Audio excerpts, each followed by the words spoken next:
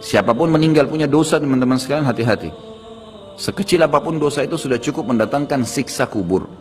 Walaupun belum tentu dia masuk ke dalam api neraka. Jadi jangan dianggap remeh. Makanya kisah yang masyhur berhubungan dengan masalah ini adalah kisah Utsman bin Affan radhiyallahu anhu yang pernah menziarahi kuburan lalu terisak-isak menangis seperti anak kecil. Lalu beberapa teman-temannya di zaman khilafah beliau berkata, "Wahai Amir Mu'minin, kenapa anda menangis melihat kuburan? Padahal Nabi SAW sudah menjamin buat anda surga. Dan anda ini siapa? Terkenal anak mantunya Nabi SAW, ya, dapat jaminan surga. Nabi sebutkan lisannya langsung, Utsman di surga, dijamin. Bagaimana bisa anda menangis seperti ini?" Jawaban Utsman radhiyallahu anhu sangat bijak. Orang yang beriman dan berilmu punya jawaban yang tepat. Dia mengatakan, Rasulullah SAW menjamin buat saya surga, tapi tidak menjamin saya selamat dari siksa kubur. Dari mana jaminan saya disiksa dulu di kubur? Nanti saya masuk surga, betul. Tapi di kubur disiksa dulu karena masih ada dosa. Maka pemahaman yang dikeluarkan oleh para ulama tentang tadi saya bilang, dosa itu sekecil apapun sudah cukup untuk membuat adanya siksaan, gitu kan? Itu karena pernyataan Utsman bin Affan yang menyebutkan statement tadi, gitu kan? Jadi kita harus memahami poin ini, teman-teman sekalian. Makanya jangan pernah tunda minta maaf sama orang. Jangan pernah tunda mengembalikan haknya orang lain. Jangan pernah menganggap remeh dosa-dosa kecil. Tidak boleh sama sekali. Karena kita akan lihat nanti salah satu penyebab azab kubur adalah tidak cebok pada saat kencing. Masalah kecil yang dianggap kecil oleh orang, gitu kan? Banyak orang anggap remeh. Maaf, banyak saudara-saudara kita yang membawa taksi, kendaraan umum di luar sana, kemudian kadang-kadang kita lihat di pinggir jalan kebelet kencing, main mampir sembarangan saja, ya, kencing sembarangan, tidak membersihkan dirinya. Ini berbahaya, penyebab azab kubur. Kata ulama, kalau kencing saja itu sudah menjadi penyebab, bagaimana dengan buang air besar? Bagaimana dengan orang junub tidak mandi? Bagaimana dengan hal-hal yang lebih besar lagi, gitu kan?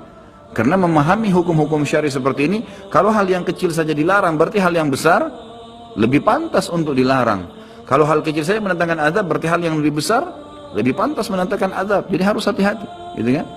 Kalau amal ibadah kecil kita kerjakan sudah besar pahalanya, bagaimana dengan amal yang wajib misalnya, atau amal yang besar yang kita kerjakan? Kalau umrah fadilahnya besar, berarti haji lebih besar. Kalau sholat sunnah besar, tahajud, maka sholat 5 waktu lebih besar pahalanya, dan seterusnya. Jadi poin-poin ini dalam mukaddimah kita harus difahamin baik-baik, gitu kan? Terutama yang terakhir saya ucapkan tadi, hati-hati teman-teman sekalian. Saya juga tahu diri saya pasti punya salah, tapi saya mengajak diri saya dan jemaah sekalian untuk beristighfar kepada Allah, bertaubat. Jangan tunda pengembalian haknya orang lain, meminta maaf kalau punya kesalahan. Jangan tunda-tunda, jangan bilang nanti Idul Fitri baru saya minta maaf. Nggak ada perintah dalam agama seperti itu. Sebelum pejamkan mata nanti malam minta maaf semua. Dan orang cerdas adalah orang yang tidak menyiapkan musuh pada hari kiamat. Hati-hati, jangan siapkan musuh siapapun dia.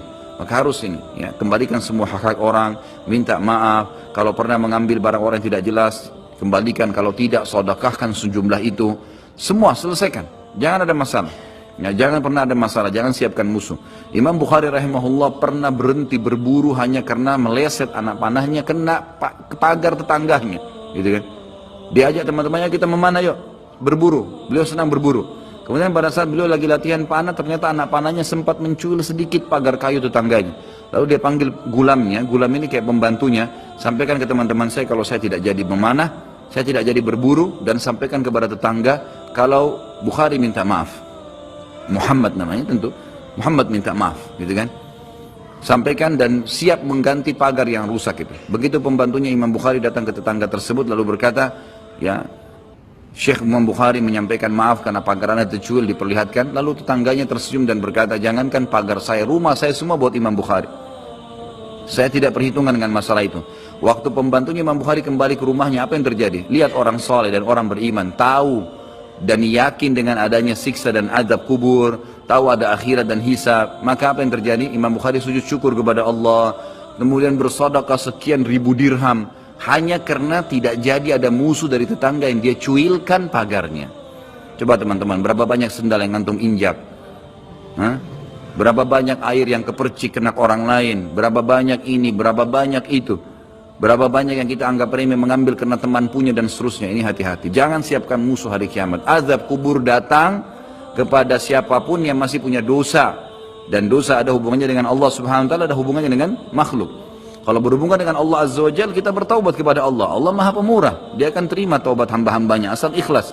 Tapi dengan makhluk nggak bisa, mencuri, menggunjing, memfitnah, ya, mengambil, memakan, ya, merusak namanya orang lain, ini nggak boleh. Ini harus selain tobat kepada Allah, meminta maaf kepada orangnya. Nah, ini ditunda ini, nggak ada gengsi di sini.